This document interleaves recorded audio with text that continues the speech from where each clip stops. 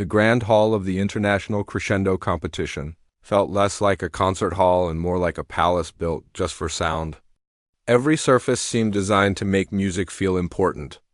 The ceilings were high and painted with little golden angels that looked down on everyone. The curtains were a deep, dark red, like velvet, and they hung in heavy folds that seemed to swallow the light. The air itself felt thick, filled with the smell of expensive perfume, old wood from the polished floors, and a quiet, buzzing sense of expectation. The audience was a sea of dark suits and bright dresses. These were people who knew their music, or at least they knew what they were supposed to like. They sat very still in their soft, cushioned seats, their faces serious, waiting to be impressed, just before a young man had finished playing. He was probably 17 and he played the piano perfectly. Every note was exactly where it should be, like he was a machine made of music. His fingers flew across the keys so fast they were just a blur. When he finished, the audience clapped politely. It was the kind of clap that says, "Well done, you did not make any mistakes." But no one really felt anything. It was beautiful, but it was empty, like a beautiful empty room. There was no heart in it. When the man walked off the stage, a quiet murmur went through the crowd. People were whispering to each other. A man in a crisp suit leaned over to his wife and said something about technical brilliance but no soul. A woman with large diamond earrings nodded in agreement, fanning herself with her program. They were waiting for something real, something that would make them feel something more than just respect for good practice. Then, a voice boomed through the hall, smooth and deep. It was the announcer standing at a small podium to the side of the stage. "And now, for our next contestant," he said, his voice echoing in the quiet room. "Please welcome to the stage Alara Vance." The name hung in the air for a second. There was a ripple of confusion that went through the audience. You could see it on their faces. People looked at their programs, flipping through the pages. A few whispered Alara who. They didn't recognize the name. She wasn't one of the well-known young stars they had read about in the magazines. She was a mystery. From the side of the stage, behind the heavy red curtain, a small figure appeared. At first, it was hard to see clearly in the bright stage lights. It looked like a child had wandered out from the wrong part of the building. As she walked forward into the light, the confusion in the audience turned into something else. It was a mix of surprise and a little bit of disappointment. She was just a girl. A very, very little girl. She couldn't have been more than 10 years old. Her hair was pulled into 2 simple braids that rested on her shoulders. She wore a pale blue dress, the kind of simple cotton dress a girl might wear to a family party, not to a big, important competition. It looked like someone at home had made it for her with care. It was clean and neat, but it was plain. As she walked across the huge, shiny stage, she looked impossibly small, like a little sparrow that had accidentally flown into a hall full of eagles. The stage seemed to swallow her up, and the piano at the center of it looked like a giant, black beast waiting for her dot. Her walk was slow and a little hesitant. She kept her eyes focused on the piano, as if she was afraid to look at the hundreds of people watching her. The lights were hot on her face, making her look a little pale. You could see her take a small, shaky breath as she walked. The long journey from the side of the stage to the piano bench felt like it took forever. Every soft tap of her small shoes on the wooden floor could be heard in the silent hall. The audience's reaction was not kind. A few people let out soft, little laughs. It wasn't mean laughter, not yet. It was the kind of laughter you make when you see something unexpected and a little bit cute. A man in the front row patted his wife's hand and gave her a look that said, "Well, this should be interesting." A few people smiled. But it was a patronizing smile, the kind of smile you give a child who is trying to do something grown-up. They saw her as a novelty, a cute little break in the serious competition. They were already settling in, expecting a simple, clumsy performance. They were ready to be patient, to smile and clap politely when she finished her little song, and then wait for the next real contestant. She finally reached the piano. It was a massive, gleaming black Steinway, the best kind of piano in the world. It was so big that when she stood next to it, the top of the piano came up to her chest.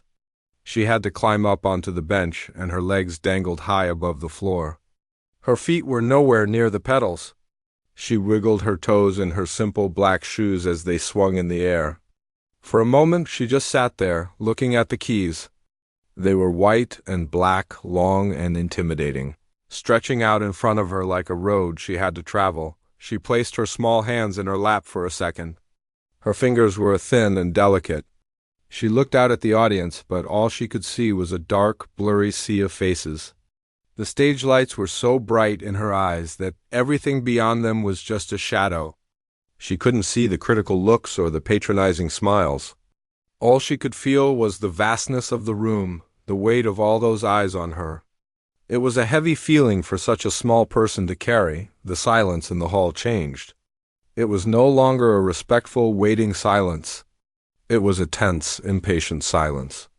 People started to shift in their seats. A man cleared his throat loudly. Another person sighed. The initial amusement was wearing off, and annoyance was starting to take its place. This was a prestigious competition, after all. They had paid good money for tickets. They didn't have time to watch a little girl play nursery rhymes. The judges, sitting at their long table in the center, also looked unimpressed. One of them, a stern-looking woman with her hair pulled back very tightly, was already writing something on her notepad, probably making an early judgment. The little girl, Ilara, seemed to feel the shift in the mood.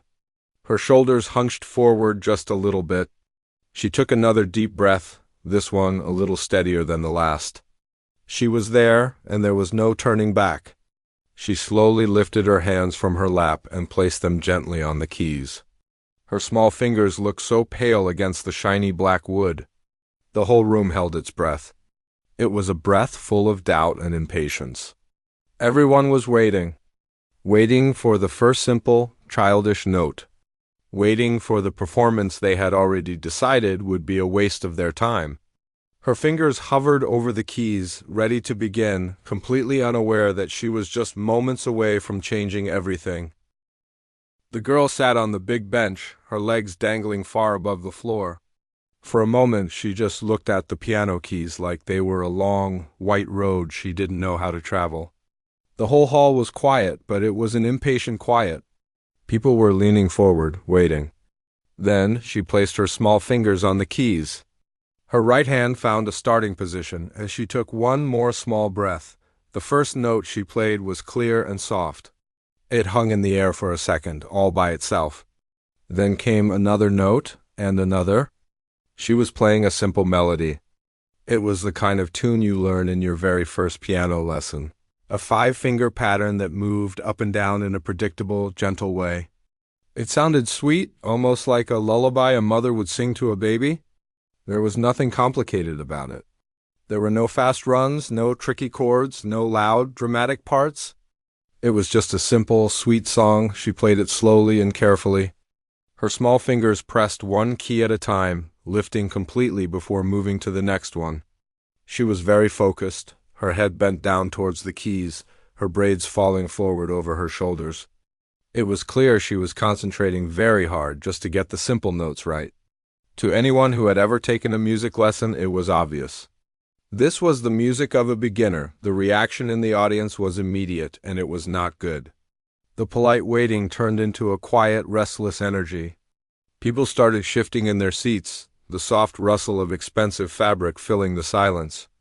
A man in the 5th row let out a loud, pointed cough, not because he needed to, but because he wanted to make a noise. A woman whispered a little too loudly to her friend, "Is this a joke? Did they get lost on their way to the children's recital?" Her friend covered her mouth to hide a giggle, but the cruelty in her eyes was clear. The simple, sweet melody continued to drift from the piano, but it was fighting a losing battle against the growing negativity in the room. The girl seemed to be in her own world, unaware of the whispers and the glares. She just kept playing her simple tune, her fingers moving slowly and deliberately. But the audience was no longer willing to wait patiently. They felt tricked. They felt like their time was being wasted. This wasn't a competition performance.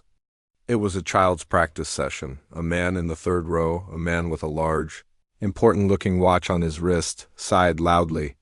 He looked at his watch, then back at the stage and shook his head in disgust. He wasn't trying to be quiet. He wanted everyone to know how he felt. Another person started crinkling their candy wrapper, a slow, annoying sound that grated on the nerves.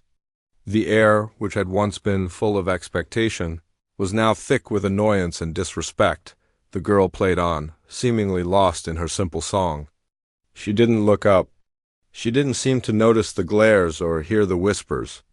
But the pressure in the room was building, like a storm cloud getting darker and heavier. The people in the audience felt they had been patient enough.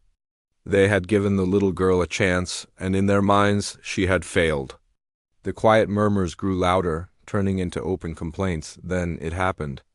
A man in the back, who had been grumbling to himself since the second note, couldn't take it anymore. He cupped his hands around his mouth and let out a loud, sharp, "Boo!"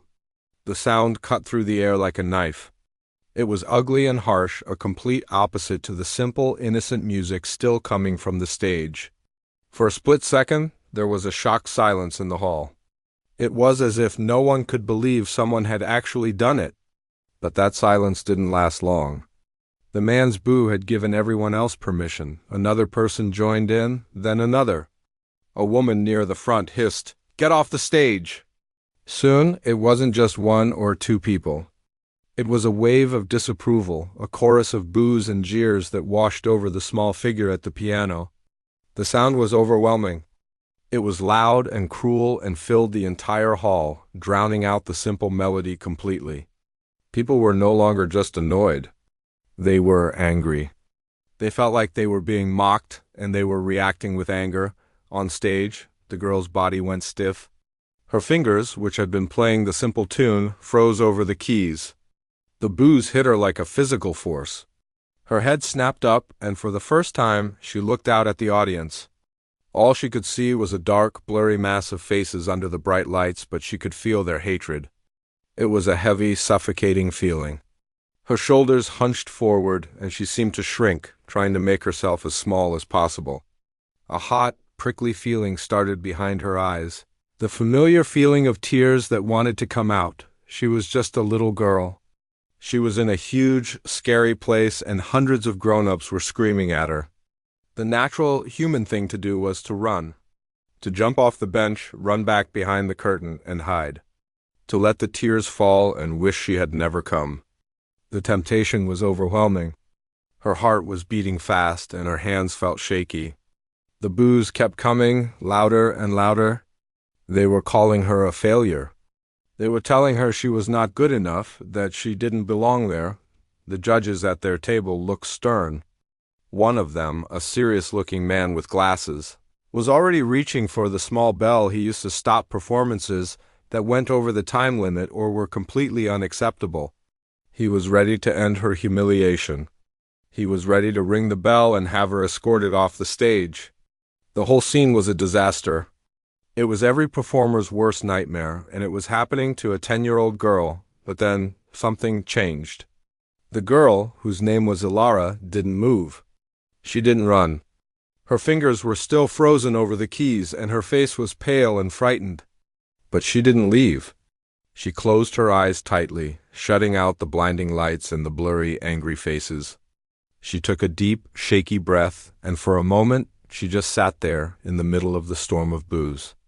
It was like she was building a wall around herself, a small, quiet space where the audience couldn't reach her.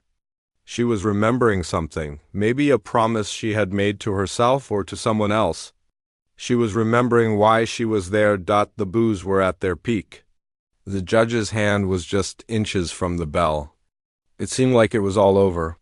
But then, her fingers, which had been frozen in fear, began to move again. They didn't go back to the simple, childish melody. They started to do something new. Underneath the memory of that simple tune, her left hand began to weave in a new sound.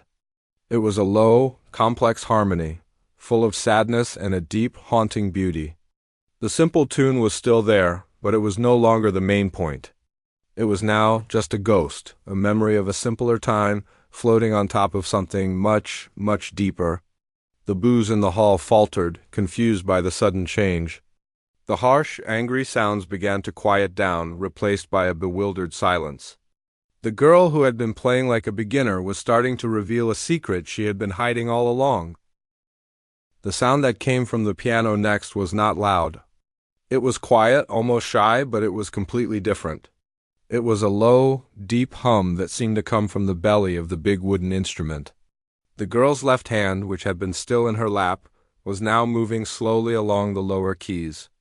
The notes it played were not simple and happy like the first tune. They were complex and full of a feeling that was hard to name. It was a sad sound, but not a weak kind of sad. It was a deep, aching sound, like the feeling you get when you remember something wonderful that you have lost. It was the sound of a rainy day when you are safe inside, watching the world get washed clean, the harsh, angry boos that had filled the hall just moments before began to stumble and fall. People stopped making noise, not because they were told to, but because their ears caught something that didn't make sense. Their brains were confused. The simple, childish music was gone, and in its place was this new, haunting melody. A man in the middle of a loud boo snapped his mouth shut, his head tilted to one side like a dog that has heard a strange noise. The woman who had been crinkling her candy wrapper stopped, her hand frozen mid-crinkle. The wave of anger that had been rolling towards the stage suddenly ran out of energy and fizzled out, leaving behind a vast, confused silence. On the bench, the girl was changing too. The fear seemed to be melting away from her, replaced by a deep concentration. Her back, which had been hunched and small, straightened just a little. Her shoulders relaxed. Her head was still bowed, but it was no longer the posture of a frightened child. It was the posture of a person who was listening to a voice inside herself, a voice that was now speaking through her fingers. Her right hand, which had been playing the simple tune, began to weave it in and out of the new, sad harmony. The simple melody was still there, but it was like a ghost. It was a faint, happy memory floating on top of a river of deep emotion. It was the sound of remembering a sunny day from long ago, a day before the rain started. The music began to grow, slowly, like a plant pushing its way through the soil. The girl's left hand started to move with more confidence. The chords it played became richer, more complicated. They told a story of struggle, of facing something difficult. You could hear a hint of conflict in the music, a sense of pushing against something heavy. But through it all, there was a strength, a feeling of not giving up. Her right hand, the ghost of the simple melody, began to change too. It started to play little variations on the tune, little flutters of notes that sounded like questions, like hope trying to find a way through the sadness. The audience was completely still now. The restless energy was gone. Every person in that grand hall was leaning forward, their faces turned towards the stage. The expressions on their faces had changed completely. The annoyance and disrespect were gone, replaced by a look of intense focus and wonder. They were no longer judges waiting to be impressed. They were travelers who had been pulled into a story they didn't expect to hear. A young man in the back, who had been slouched in his seat with his arms crossed, was now sitting up straight, his mouth slightly open. The woman with the diamond earrings had forgotten all about her fan. It was resting in her lap, her hands clasped tightly together. The girl on the stage seemed to have forgotten that anyone was watching.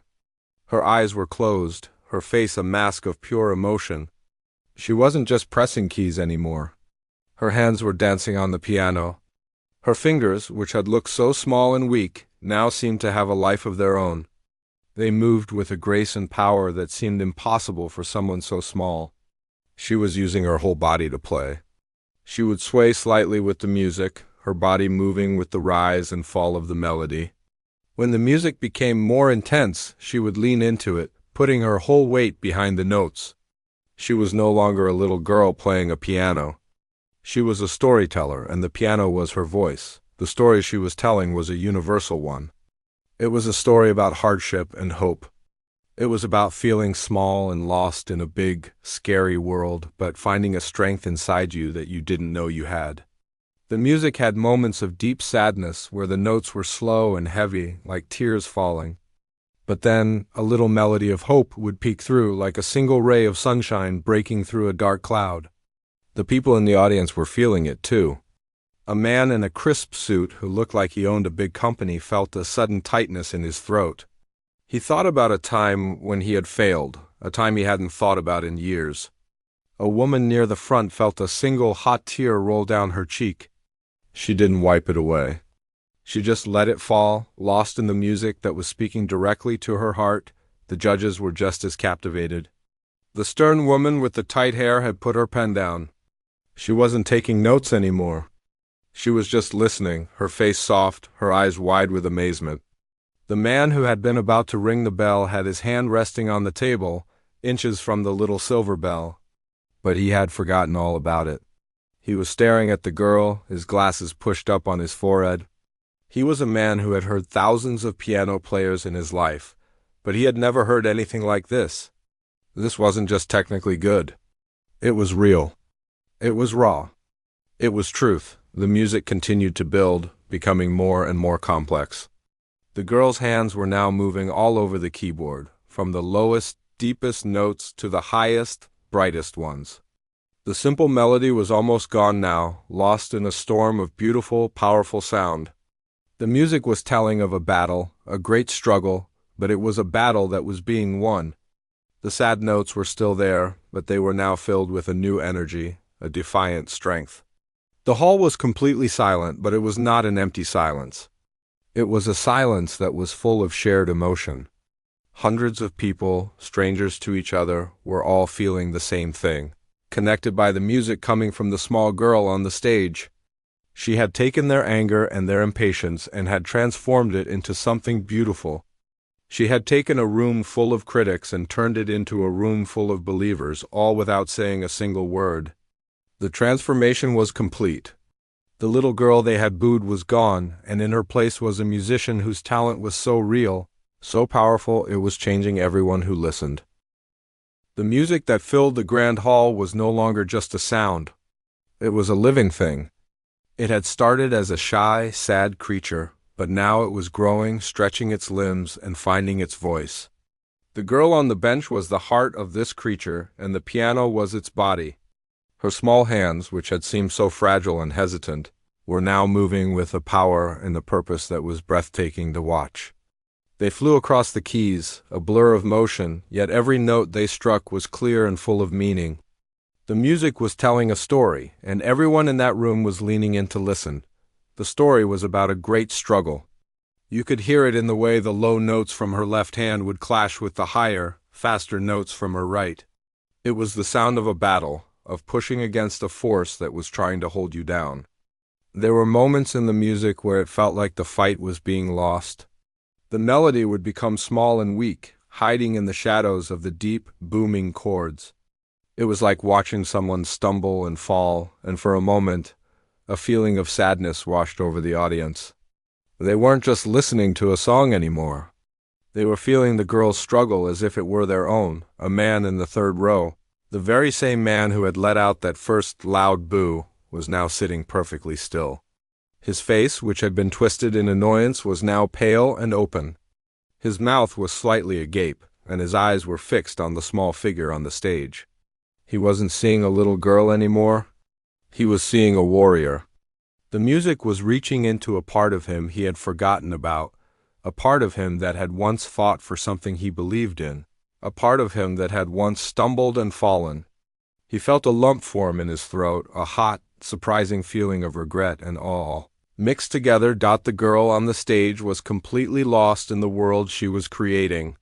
Her eyes were still closed, but her face was no longer just a mask of concentration. It was a canvas of emotion. Her brow would furrow during the difficult, angry parts of the music, and her lips would press together in a thin, determined line. Then, when a small, hopeful melody would break through, a soft, gentle smile would touch her lips. She was feeling every single note, living every moment of the story she was telling. Her body moved with the music, swaying and rocking, not in a practiced, showy way, but in a natural, rhythmic way, like a tree in the wind. She was one with the piano, one with the music. Then the story began to change. The struggle was still there, but a new sound started to emerge. It was a sound of defiance, of strength. The sad, low notes were still present, but they were now the foundation for something powerful and rising. The girl's right hand began to play a new melody, one that was full of fire and hope. It was like the sun breaking through after a long, dark storm. The music was no longer just about the struggle. It was about the triumph over it. The pace quickened, the volume grew, and the hall began to vibrate with the energy of it. The audience was completely captivated. It was as if they were all under a spell. No one moved. No one coughed or shifted in their seats. The only sounds in the entire hall were the sounds coming from the piano. People who had come to the competition feeling bored and superior were now feeling humbled and deeply moved. A woman in the front row, who had been whispering cruel things to her friend, now had tears streaming down her face. She wasn't trying to hide them. She was letting them fall, her hand over her heart, feeling a sense of catharsis, a release of emotions she didn't even know she was holding inside. The music was a key, unlocking doors in people's hearts that they had kept shut for years. The music continued to build, layer upon layer of sound and emotion. It was like watching a master painter work, adding new colors and textures to a canvas until a complete, breathtaking picture emerged. The girl's hands were a blur of motion, dancing across the entire length of the keyboard. She was using the pedals now, her small feet just able to reach them, to sustain the notes and blend the sounds together, creating a rich, full tapestry of music that filled every corner of the vast hall. The sound was so big, so powerful, it was hard to believe it was coming from one small person. The judges were just as spellbound as everyone else. The stern woman with the tight hair was leaning forward in her seat, her elbows on the table, her chin resting on her hands. Her face, which had been so critical and cold, was now soft and full of wonder. She had judged thousands of musicians in her long career, and she had always prided herself on her ability to remain objective. But this was different. This wasn't something you could judge with a scorecard. This was something you felt deep in your soul. The man who had been ready to ring the bell was staring at the girl, his expression one of complete disbelief. He felt like he was witnessing a miracle. The music was reaching its peak. It was a thunderous, heart-stopping crescendo that seemed to shake the very foundations of the building. The sound was immense, a tidal wave of emotion that crashed over the audience, leaving them breathless. It was the sound of victory, of overcoming all odds, of finding your voice when the whole world tried to silence you. It was loud and powerful and full of a joy that was so pure and so intense it was almost painful. In that moment, the girl on the stage was not a child. She was a giant, a force of nature, a conduit for something beautiful and true. And then, just as the music reached its absolute peak, it began to change again.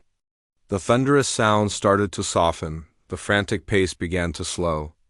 The intense, fiery melody began to fade, and the simple, sweet tune from the very beginning started to reappear. But it was different now. It wasn't the simple, childish tune they had heard before. It was wiser, deeper, full of the memory of the journey it had just taken. It was like coming home after a long and difficult adventure, seeing a familiar place with new eyes. The girl's movements became gentler, her swaying slower. The intensity on her face softened, replaced by a look of peace and quiet satisfaction. The music was coming to an end. The final notes were soft and clear, like raindrops after a storm. They were simple, but they were filled with all the emotion of the entire piece. They hung in the air, shimmering and beautiful, before slowly, gently fading away into a profound, absolute silence. The girl's hands came to rest on the keys, her fingers still, her head bowed.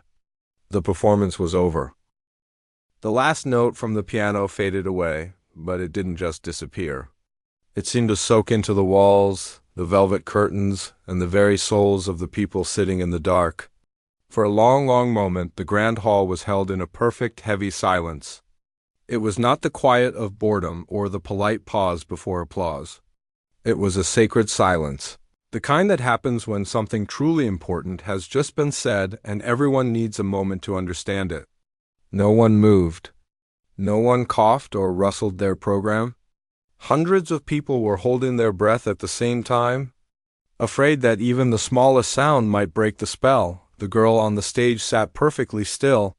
her hands resting on the keys as if they were glued there.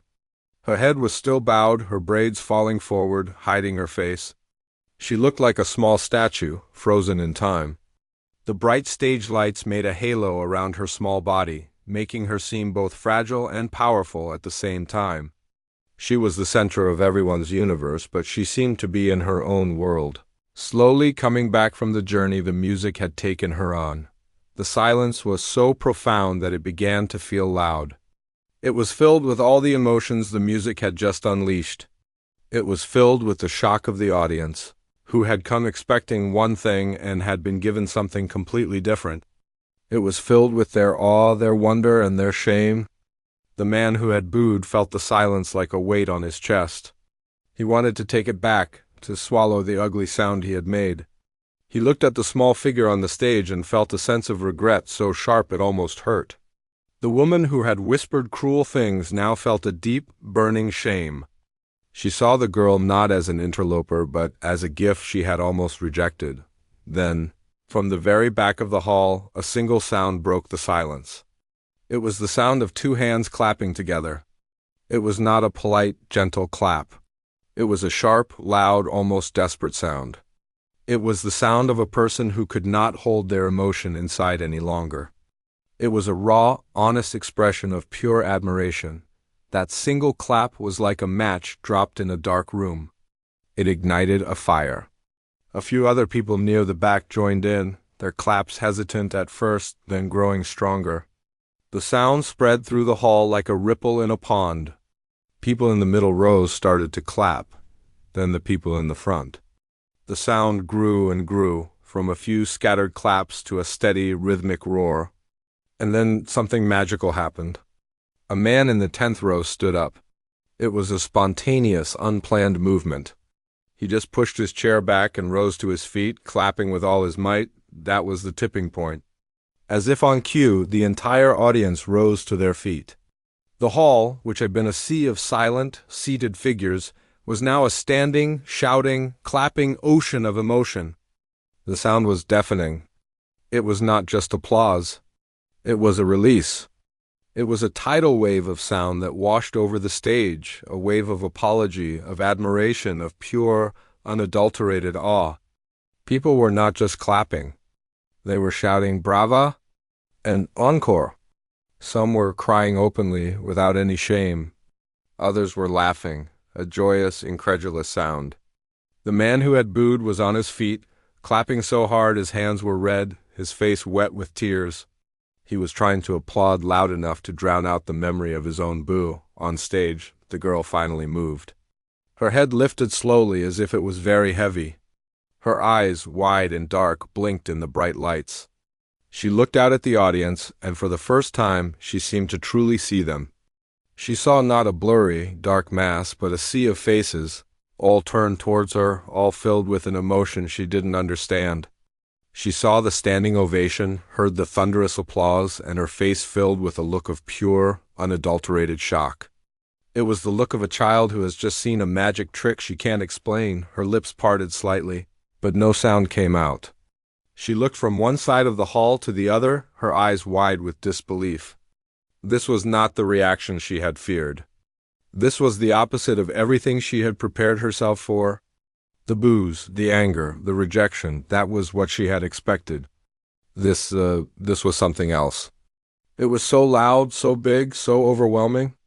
A small, shy smile touched her lips, a hesitant, questioning smile. She raised one hand from the keys and gave a small, nervous wave, as if she still wasn't sure if they were cheering for her. The judges were on their feet too. The stern woman with the tight hair was clapping with a fierce energy, a huge, genuine smile on her face. The man who had been ready to ring the bell was clapping so hard he was laughing, a look of pure joy on his face. They were no longer judges. They were fans, just like everyone else in the room. They had come to evaluate a performance, and they had been witness to a miracle. The announcer, a man who thought he had seen everything, walked back onto the stage. He tried to speak into his microphone, but the sound of the applause completely drowned him out. He smiled, a real, warm smile, and just stood there for a moment, letting the girl have her moment. He waited for the sound to die down just a little, Then he spoke, his voice filled with an emotion he couldn't hide.